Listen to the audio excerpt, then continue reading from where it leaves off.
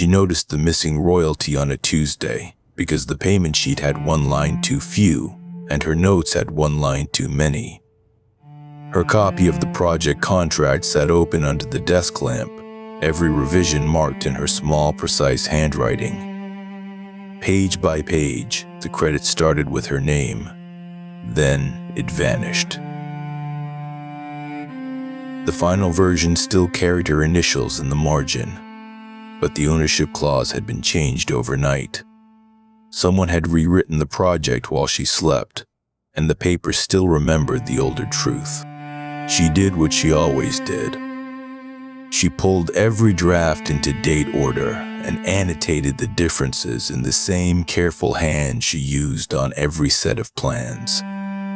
A slash through one clause, a bracket around another, a note in the margin, credit language added here. That habit had saved the project twice already. It also made the theft easier to see. Her role appeared in the earlier pages like a fixed point. In the later pages, the same lines had been replaced with his name, then retyped clean enough to look inevitable. The missing royalty was not a rounding error. It was the fee attached to a building package large enough to change a young architect's year. She checked the payment schedule, then the contract ledger, then the final sign-off packet. Her name sat on the early drafts. It sat in the meeting notes. It sat in the email chain. But on the final compensation page, the credit line had been pared down until only the lead partner remained. The question was no longer whether the pay had been taken. The question was who had seen it happen. She found the earlier drafts in a storage drawer beneath obsolete site models. Her own annotations ran through them like a survey line. In one version, the royalty clause named her directly.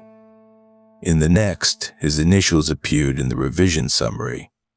In the final copy, her contribution had been reduced to a generic support role. Someone had not just edited the contract. Someone had taught the document to forget her. The strange part was the pattern. Each change landed late, after office hours, when the floor was empty and the partner's lights still burned behind glass.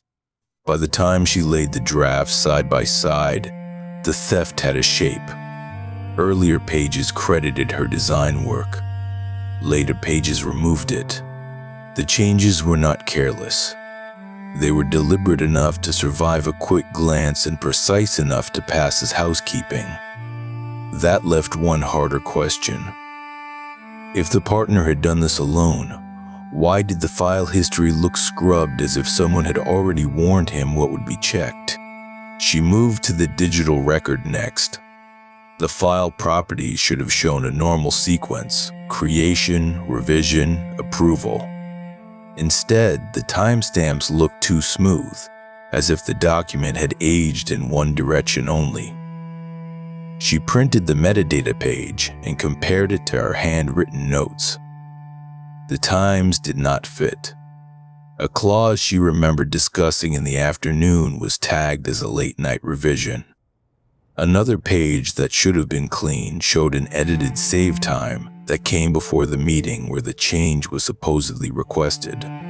Something had been pushed backward on purpose. Then she saw the paper inconsistency that made her stomach go cold.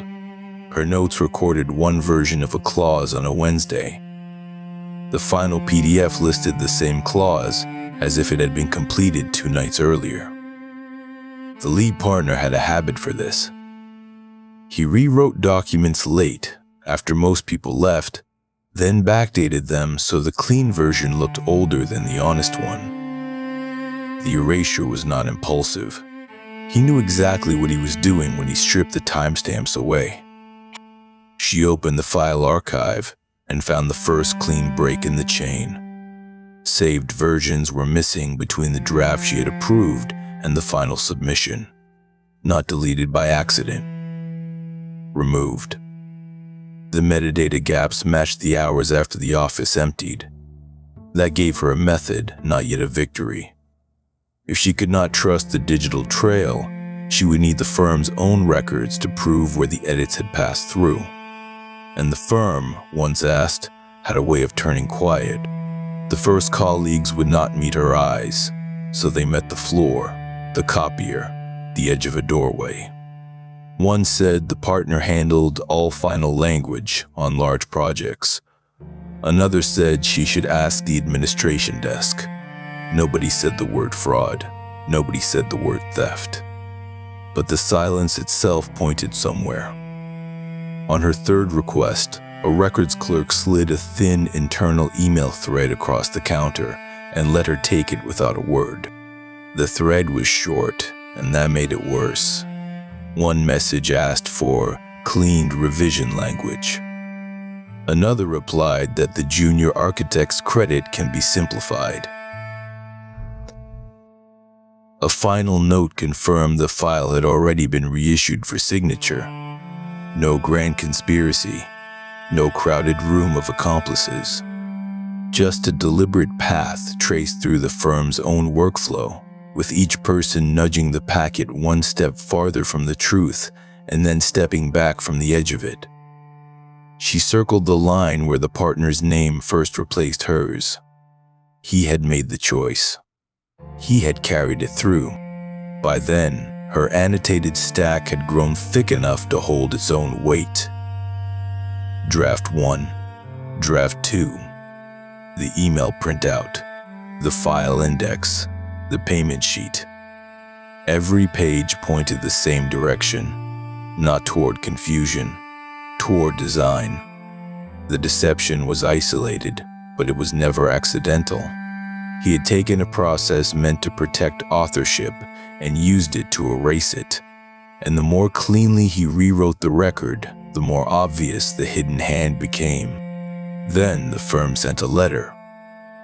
It came through administration, clean and formal, with a partner's office copy attached.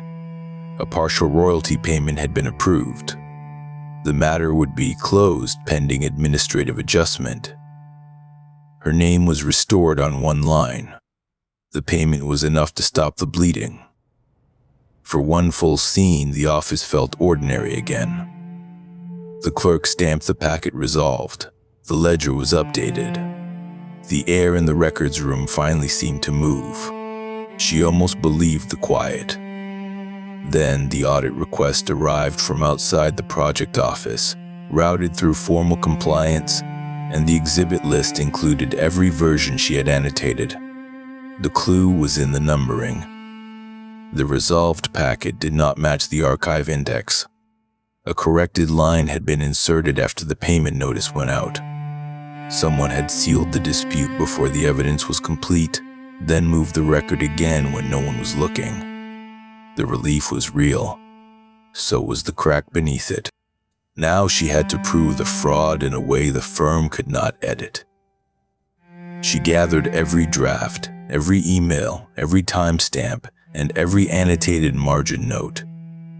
She photographed page sequences. She compared print dates to save dates. She pulled the payment schedule and the corrected clause into one forensic bundle. The work was slow, almost tedious, and that was the point. Lies needed speed. Proof needed patience. The forensic audit worked line by line. It found altered metadata.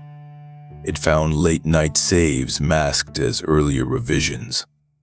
It found pages exported after hours, then reintroduced into the record with cleaner timestamps. It found that the draft naming her as credited author had existed first and had been overwritten by a later version carrying only the lead partner's name.